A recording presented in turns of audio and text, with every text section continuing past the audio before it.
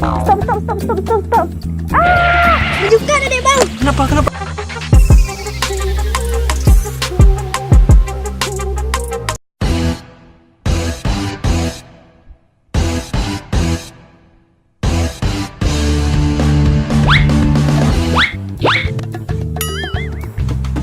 Aduh bang, pusing adik bang. Stop, stop, stop, stop, stop, stop. Ah! Menunjukkan adik bang. Kenapa adik? Pusing adik bang. Ini pakai aja minyak angin ni ha. Bukan itu bang. Apa juga? Adik pening, lihat foto caleg banyak kali di jalan. Apa hubungannya pening sama caleg? Pusing adik bang, nggak tahu mau pilih yang mana. Apanya? Calegnya. Pak, adik nggak usah pilih aja bang. Oh, tidak boleh. Kita sebagai warga negara Indonesia, kita wajib memilih. Tidak boleh golput.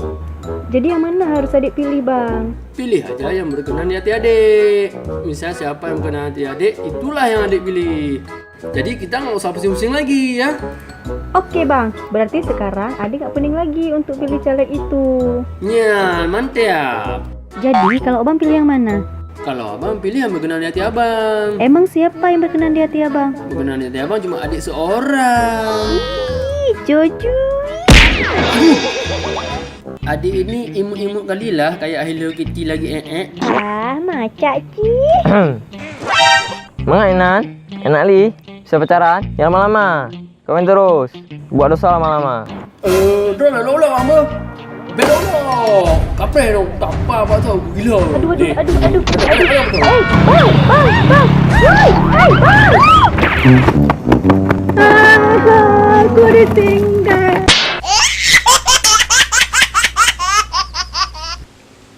Ini kenapa adik ini ada minyak angin nih, minyak angin. Bukan itu, Bang. Aduh. Bujukan deh, Bang. Jaga lagi. Satu.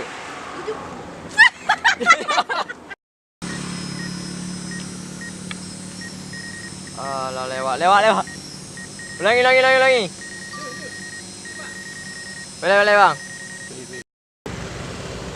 Aduh, bujukan deh, Bang.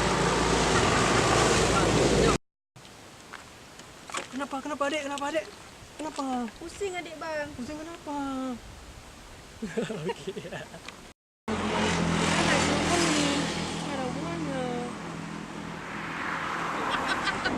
Hai Cun.